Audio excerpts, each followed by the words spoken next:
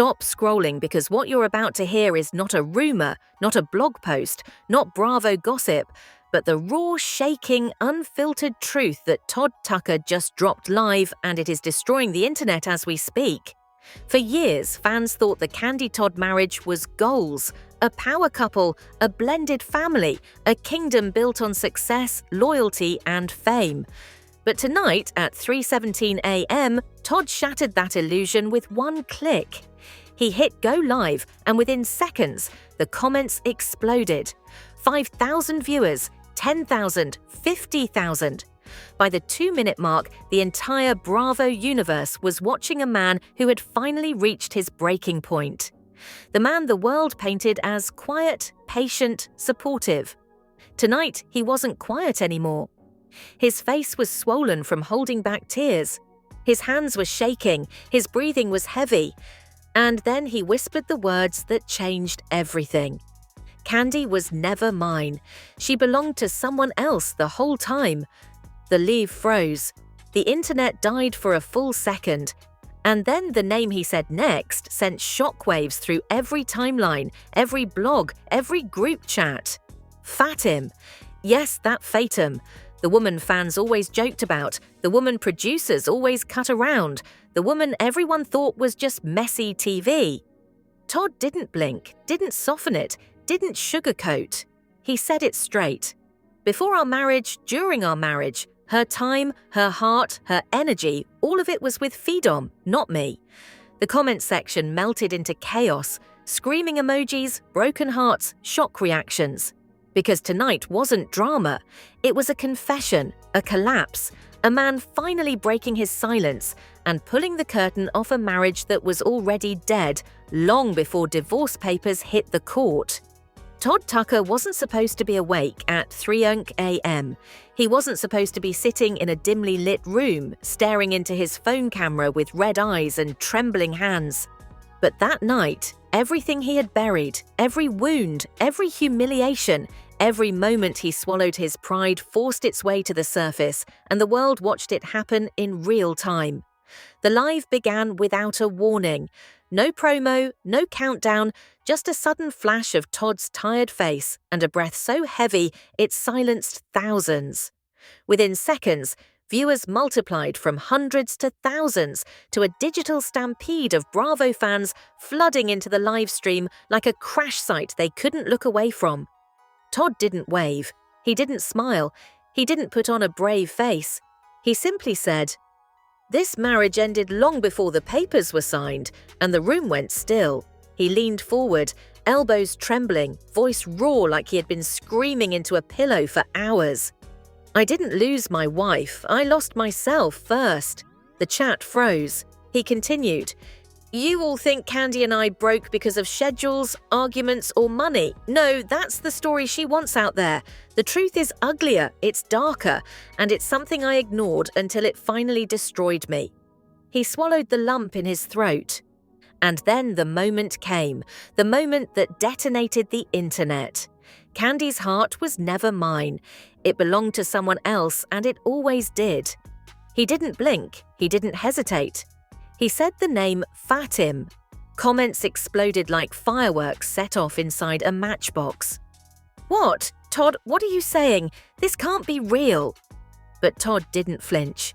Before the marriage, during the marriage, in every fight, in every cold moment, in every silent night, her comfort wasn't me. It was her. He closed his eyes, fighting back tears. I thought it was friendship. I thought I was insecure. I kept blaming myself. But the truth was staring me in the face, and I just didn't want to believe it. The comments turned aggressive. Fans demanded clarity. Some called him a liar. Most were stunned. Todd continued, voice cracking like a man finally telling a truth too heavy to carry. "I lived in Kandi's shadow for years. Do you know how humiliating it is to be treated like a guest in your own marriage?" He lowered his head, then raised it with a sudden intensity.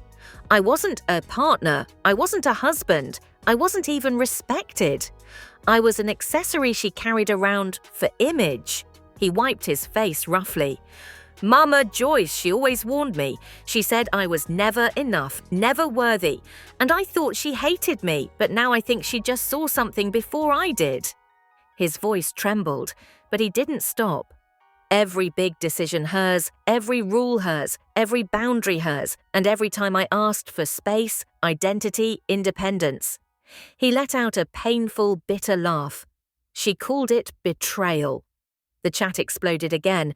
Todd leaned even closer. "Do you want to know the part that broke me?" A long, suffocating pause. "Kayla, my daughter." Fans held their breath. She never accepted her, not once. She treated her like an outsider, like a temporary visitor. He shook his head slowly. A man can forgive losing his pride, but not his child.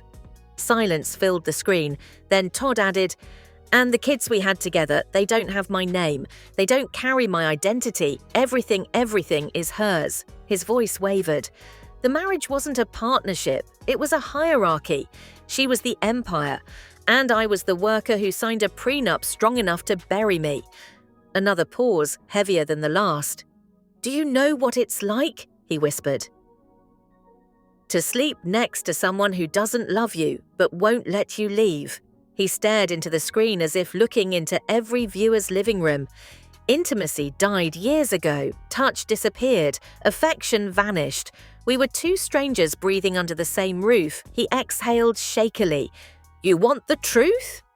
Another bomb dropped. She stopped looking at me because she was looking somewhere else. Silence. Fandom chaos. I was living with a woman whose world revolved around Fatum, not me. Her texts, her calls, her nights out. Everything pointed to the same place, but I convinced myself it was paranoia. Todd's eyes glistened. I ruined myself trying to protect her image. I drowned in it. I lost who I was. And when she filed for divorce, I didn't feel abandoned. I felt relieved. He sat back, letting out a trembling breath. "Do you understand how broken a man has to be to feel freedom in the moment his marriage ends?" He wiped his eyes again. "Rumors didn't destroy us. Money didn't destroy us. Not even Mama Joyce's hate destroyed us." His voice hardened. Control, secrets, power, lies, and a bond she couldn't hide anymore. Those are the things that killed this marriage. He leaned into the camera one final time. "Kandi filed the divorce, but the truth is, I died long before she walked into that courtroom." The live stream ended. No outro, no goodbye, just a silent screen and millions of viewers staring at the ghost of a man who finally spoke. And the internet still hasn't recovered. The live ended, but the echo did not. Screens froze on Todd's final line. Phones slipped out of hands. Group chats lit up like emergency alarms. Within minutes, Twitter, Instagram, Reddit, TikTok, every platform turned into a digital crime scene. Clips of Todd's trembling voice were being sliced, slowed, replayed, captioned, and stitched with old scenes people thought they understood until now. Someone uploaded a 30-second on edit titled, "Watch Kandi's face every time Fidom walks in the room." That clip alone pulled in hundreds of thousands of views in an hour. The comments were brutal. Todd wasn't lying. Look at her eyes, the way she lights up for Fatim but looks bored with Todd. Damn, this just changed the entire show for me. Every tiny moment fans once dismissed as reality TV editing suddenly felt like evidence. A hand on an arm that lasted 1 second too long. A hug that looked a little too comfortable. A laugh shared in the corner while Todd sat at the edge of the couch, scrolling through his phone ignored. Editors had turned those moments into background noise. Now viewers were dragging them to the center and circling them in red. In private DMs, alleged insiders started sliding into pages that thrive on chaos. This isn't new. People on set knew the energy was off.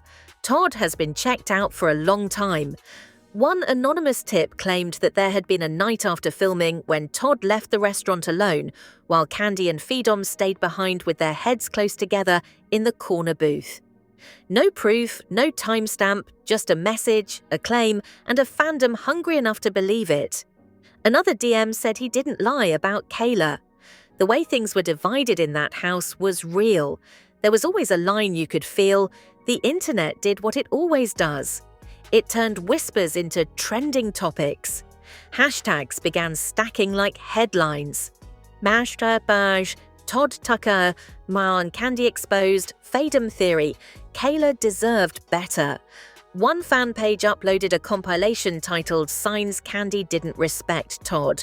We ignored it. Older clips resurfaced from past reunions, arguments, confessionals.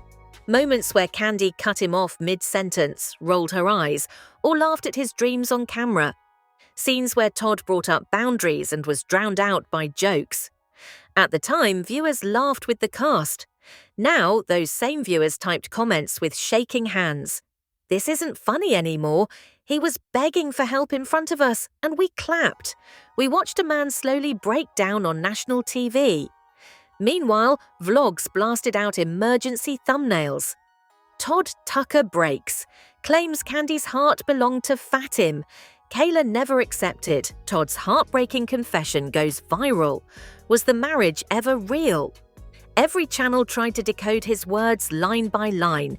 One panel show replayed his statement about the children's last names. They don't carry my identity. Everything is hers. The hosts went silent for a moment. Even the loudest voices paused before speaking. You can hear the wound in that line. One commentator said, "That's not just about a name, that's about a man who felt erased."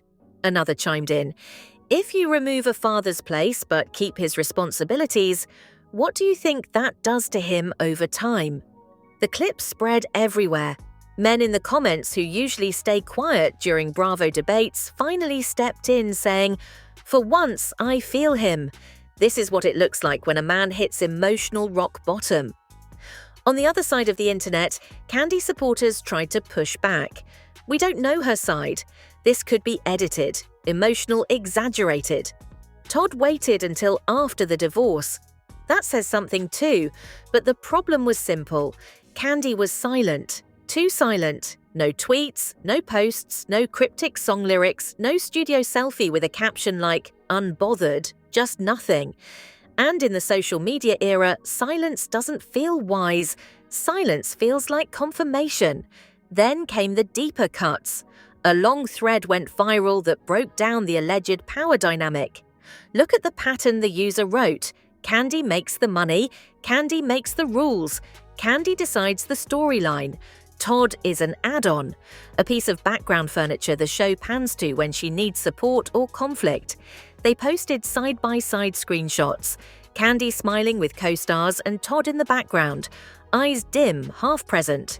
Another thread zeroed in on his line. "I wasn't her partner. I was an accessory she carried around for image." People stitched that line with clips of red carpets, events, family photos. He literally looks like a +1 at his own life. One caption read, "Meanwhile, Fadom's name spread like wildfire. Her old appearances were dissected frame by frame. Every time she hugged Kandi, every time she sat close, every time they exchanged a look that producers left unexplained. What once passed as messy friend energy now felt like something sharper. A late-night fan's face opened on Twitter. Thousands tuned in. Some fans defended Kandi and fed him fiercely. Others demanded answers. Most were just stunned. One caller's voice shook as they spoke. "I don't even care if it's romantic or not."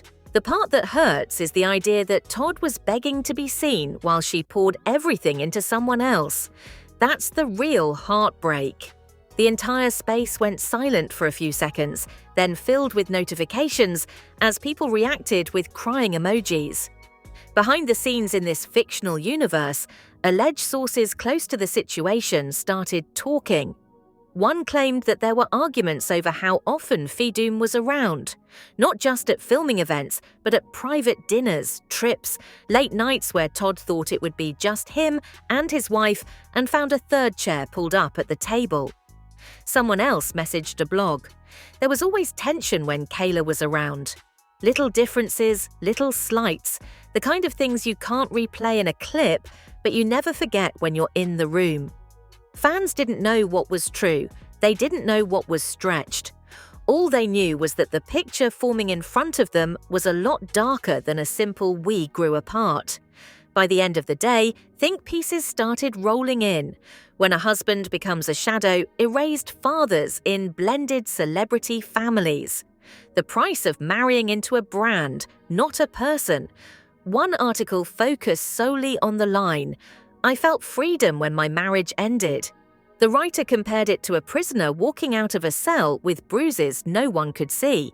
And while the world argued, analysed, defended, attacked, and speculated, Todd didn't go live again.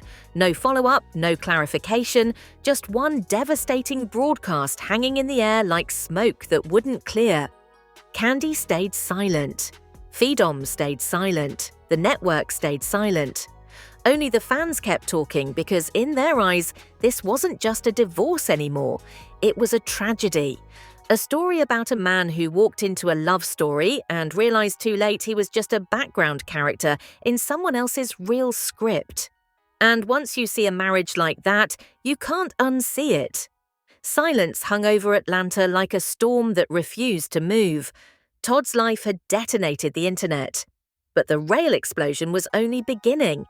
Because after 24 hours of chaos, accusations, theories, edits, threads, and leaked insider messages, the people closest to the story were finally being forced out of the shadows. And the first one pushed into the spotlight was Kandi. She didn't post her usual glam photo, she didn't drop a TikTok dance, she didn't even do a half-hearted "y'all good" tweet. Instead, her team quietly attempted to execute a classic crisis strategy: silence, delay, distract. But the problem was simple. Todd's confession wasn't fading. It was gaining speed. Celeb blogs were doing emergency live streams. YouTube creators were pumping out 10 videos a day. Podcasts were dedicating full episodes to the Todd Tucker breakdown. Reaction channels were crying, screaming, freezing, dissecting. One viral comment captured the emotion of millions. I never thought I'd see the day when Todd became the sympathetic one, and that shift scared the people behind Kandi's brand more than anything. Because in this fictional universe, Kandi wasn't just a celebrity.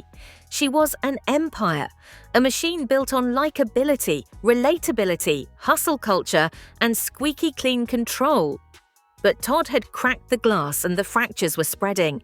Behind closed doors, alleged insiders whispered about panic mode. Phones rang non-stop, emails piled up, producers demanded statements. Publicists begged for a response that didn't make things worse. But the real reason Kandi didn't go live, people claimed she was shaking, not from fear of the truth, but from fear of losing the narrative. Because Todd didn't just talk, he told a story. A painful, cinematic, heartbreaking story that made even her harshest critics go quiet. Every denial she typed sounded defensive. Every drafted statement looked cold. Every possible response felt like a trap. Screenshots from behind-the-scenes texts, unverified fictional claims began circulating. We can't respond emotionally. We need to protect the show, avoid acknowledging Freedom directly. We need time. Time was the one thing she didn't have because another storm was coming. A storm named Mama Joyce. In this fictional universe, Mama Joyce's reaction was a storyline of its own. People claimed she called producers. They claimed she stormed into a meeting. They claimed she demanded that somebody better fix this.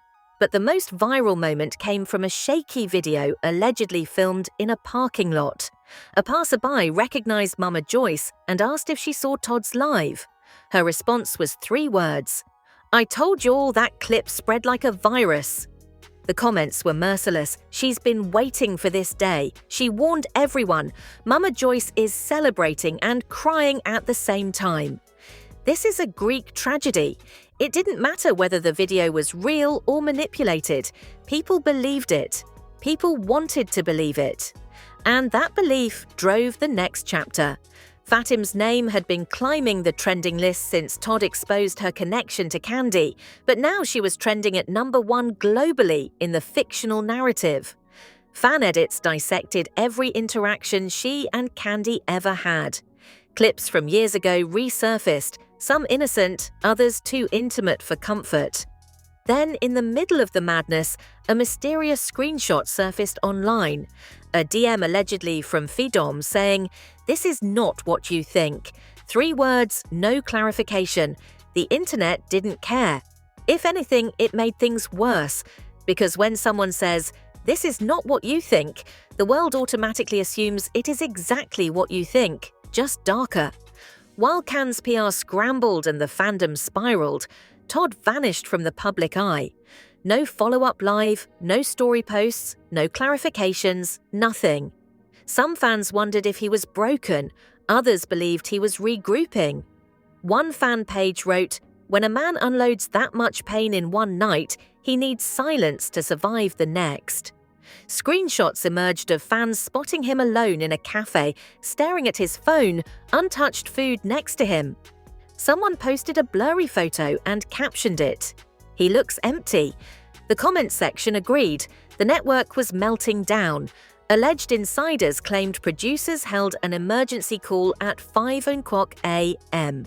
The agenda was simple: contain the story, protect the show, avoid accusations, keep Kandi filming, keep Todd away.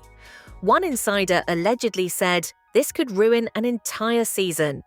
Another replied, "Or save it." Tensions were high, back-and-forth arguments leaked about whether they should fire someone, silence someone, rewrite storylines, or ignore everything. A rumor surfaced that the network wanted Todd back on camera for a special sit-down episode. Fans begged for it, producers practically salivated over the potential numbers. Kandi allegedly refused. On social media, fans turned Todd and Kandi's marriage into a public autopsy.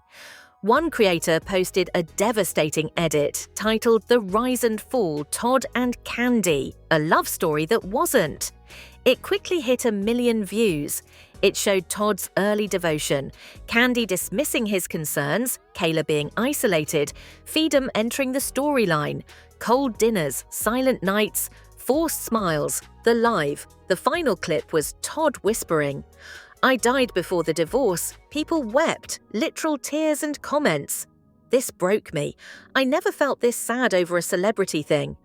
He suffered quietly, and we laughed. The sympathy shift was brutal. Cannes' brand fictionally felt the quake. 48 hours after the live, something unexpected happened. A long, emotional, soul-crushing written statement appeared on Todd's fan page. The header read, "This is all I will say. He didn't blame. He didn't accuse, he didn't attack, he simply mourned. He spoke about loving someone who never loved him back, raising children who didn't carry his name, protecting a woman who didn't protect him, losing himself while trying to save a marriage, feeling invisible in a home he helped build, realizing he stayed too long, understanding he wasn't chosen, accepting he deserved better than silence and shadows, grieving the version of himself he lost." And the last line, "I hope she finds happiness, even if it was never meant to be with me." The internet shattered. People posted reaction videos crying. Fan pages wrote tributes like it was a funeral. Even those who loved Kandi felt the weight. It wasn't a divorce anymore. It was a tragedy. The kind where no one wins, everyone breaks, and the truth, whatever it was, destroys everything it touches. And now, after everything you just heard, after every tear, every confession, every crack in Todd's voice, boss, ask yourself one question. Is this really just a divorce or the biggest lie ever told on camera? Because tonight wasn't about paperwork, it wasn't about lawyers, it wasn't about prenups or storylines. Tonight was about a man who stood in front of the world and exposed the part of marriage nobody wants to talk about, the silent suffering.